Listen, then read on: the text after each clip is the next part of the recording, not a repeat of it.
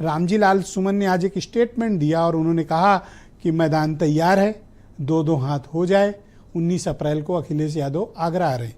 ये क्या उनके स्टेटमेंट से आपकी पार्टी सहमत है? और 2-2 हाथ से आपका क्या तात्पर्य है? मुझे लगता है कि आपको ये मुझसे सवाल ही नहीं पूछना चाहिए, क्योंकि आपकी पार्टी के चैनल के जिम्मेदार वहाँ के संवाददाता ने उसके बाद डिटेल रामजीलाल सुमन जी से बात की और उन्होंने बहुत स्पष्ट तौर पे इस बारे में भारत समाचार को ही अपना स्टेटमेंट दिया। तो मैं आपसे अपेक्षा नहीं करता कि जिस स्टेटमेंट की व्याख्या और जवाब वो आपके चैनल पर दे चुके हों उसका आप मुझे सवाल करेंगे। फिर भी मैं रिपीट कर देता हूँ। उन्होंने कहा कि मेरा तात्पर्य राजनीतिक बात से है, राजनीतिक विचार से होती है राजनीति, और हम लोहिया, गांधी और जयप्रकाश को मानने वाले लोग हैं। हिंसा का हमारे इस समझ में राजनीति में कोई स्थान नहीं।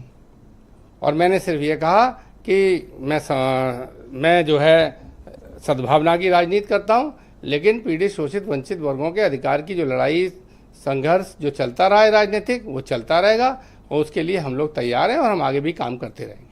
वो यहीं पर नहीं रुके, वो कह रहे हैं कि अगर हर मस्जिद में मंदिर खोजोगे तो मंदिरों के नीचे अगर हम खोदेंगे तो मठ मिलेंगे, बौद्ध मठ मिलेंगे। इसमें भी आप थोड़ा सा घुमा दे रहे हैं, पता नहीं क्या चाह रहे हैं। मैं चाह नहीं उन्होंने सीधा सीधा कहा, आप पहले उन्होंने सीधा आप एक मैं कह लेता हूँ, फिर आप आराम से कहिए। पहले वो बयान देते हैं, फिर पत्रकार उनसे जाते हैं कि ये तो आप हिंसा फैलाने की बात कर रहे हो, तो वो स्टेटमेंट चेंज करते हैं, चाहे वो मुझे दें या किसी और को। आप ऐसे नेता को प्रश्रय क्यों दे रहे हैं? मैं आपको इसमें स्पष्ट कर दूं, वो बयान नहीं देते। पहले तो आप उनकी इंटरनल पार्टी की मीटिंग्स के रिकॉर्डिंग्स को लोगों से लेते हैं, उनको बयान बनाते हैं, मीडिया के लोग टीवी पे चलाते हैं, फिर उनसे स्पष्टीकरण मांगते हैं। आप रामजीलाल सुमन जी ने आज जो पब्लिक स्टेटमेंट, आज का जो नहीं, it's not a public statement. हम कहते हैं पार्टी के भीतर भी हो, आप ऐसा क्यों पार्टी के कार्यक्रम के मैं वो बोल रहे थे, उन्होंने बहुत सारी बात समझाने में कही। उन्होंने कहा इतिहास में गड़े मुद्दे नहीं उखाड़ने चाहिए, और ये सत्य है। जब जब किसी मस्जिद के नीचे मंदिर खोदा गया है तो तुरंत एक और आवाज़ उठती है, जो हर जगह से उठी है, कि वो तो बुद्धिस्ट स्ट्रक्चर्स हैं। बनारस में जब ये बात हुई तो एक ग्रुप आया जो बुद्धिस्ट मानने वाले, उन्होंने कहा कि ये तो बुद्धिस्ट स्ट्रक्चर्स हैं। कुछ लोगों ने ताजमहल को लेके कहा तो उन्होंने कहा ये बुद्धिस्ट स्ट्रक्चर्स हैं। तो इसमें क्या गलत हम कह रहे हैं या रामजीलाल सुमन कह रहे हैं कि जो एक बार सेटल्ड लॉ हो गया इस देश का, कि जिस जगह जो पूजा पद्धति हो रही है वो वही जगह है। इसके अगर विपरीत अगर कोई साक्ष्य भी मिलते हैं तो उसका कैरेक्टर नहीं बदला जाएगा। ये कानून है, पूरी बात खत्म। कानून नहीं है ये कानून नहीं है, ये कानून है।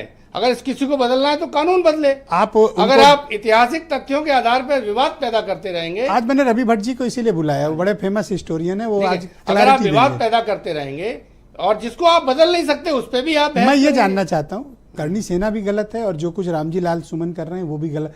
आप एक गलत स्टेटमेंट को जो जातीय वैमनस्यता फैला रहा है, समाजवादी पार्टी उसे डिफेंड क्यों कर रही है? आप उन पर लगाम क्यों नहीं लगा रहे हैं कि कुछ फ्यूचर पर बात हो, प्रेजेंट पर बात हो, पॉलिसीज पे बात हो? क्योंकि आप तथ्यों के हिसाब से हमसे डिबेट करेंगे तो आप मान जाएंगे कि कोई हम बढ़ावा नहीं दे रहे। उन्होंने राज्यसभा में बयान दिया, ठीक, उस स्टेटमेंट से वो शब्द राज्यसभा में पहले निकाला गया। उसके बाद अखिलेश यादव जी ने ट्विटर पे आके राणा सांगा के बारे में अपना स्पष्टीकरण और पार्टी का स्पष्टीकरण दे दिया।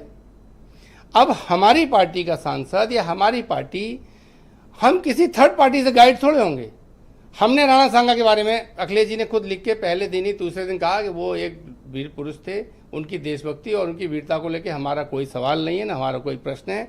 हमारे सांसद सिर्फ ये कहना चाह रहे थे, वो पूरा एक स्टेटमेंट है कि आप ऐतिहासिक तथ्यों के हिसाब से, ऐतिहासिक घटनाओं के हिसाब से पूरे किसी समाज या वर्ग की व्याख्या नहीं कर सकते। जो बात आप मुझे और दर्शकों को समझा रहे हैं, ये अपने मेंबर ऑफ पार्लियामेंट को क्यों नहीं समझा? मेरे मेंबर पार्लियामेंट बहुत अच्छे से जानते हैं।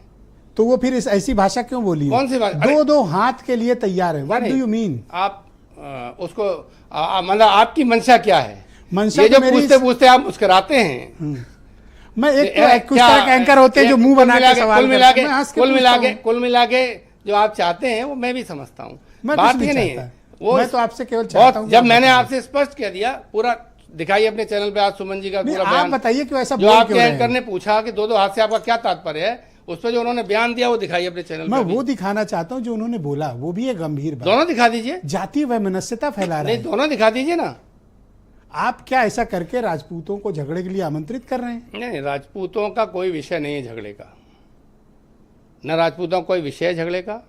अगर मान लो कोई किसी से कहीं से कोई गाइडेड हो और वो अपने हिसाब से किसी आंदोलन को करना चाहे, लोकतांत्रिक व्यवस्था में आपकी असहमति है, आप आंदोलन कर सकते हैं, कोर्ट जा सकते हैं, मुकदमा लिखा सकते हैं। सरकार के बहुत नज़दीकी लोग भी इस आंदोलन में जुड़े थे, सरकार उनकी है, वो 2 मिनट में पूरी कार्रवाई कर सकते हैं। तो ये क्यों न माने? फिर क्या जरूरत है सरकार से जुड़े लोगों को सड़क पे आने की? सरकार से जुड़े लोगों के सड़क पे आने की क्या जरूरत है? आप रामजी लाल सुमन को रोकते क्यों नहीं? क्या रोकें? क्या किस चीज पे रोके बताइए? 2-2 हाथ नहीं, 2-2 हाथ उन्होंने कहा है। राजनीतिक जो विमर्श है, राजनीतिक वैचारिक जो लड़ाई है, उससे हम क्यों आप रोकेंगे? क्या ठाकुरों से 2-2 हाथ चाहते हो? नहीं, मैं तो खुद ही ठाकुर हूँ। नहीं, मुझे तो मुझे आप किसी के किसी जात में पैदा इसीलिए तो होने से आपको बुलाया या ताकि समाजवादी भाई आज पार्टी ठाकुरों में clarity जाए कि आप क्या चाहते क्या हो? समाजवादी पार्टी किसी जात धर्म की एक ही पार्टी है क्या? तो ऐसा तो प्रतीत हो रहा है कि आप लोग इस तरह से जातीय वैमनस्यता फैला रहे हैं। ऐसा दुष्प्रचार करने वाले करते हैं। थैंक यू सर, शुक्रिया। मैं डॉक्टर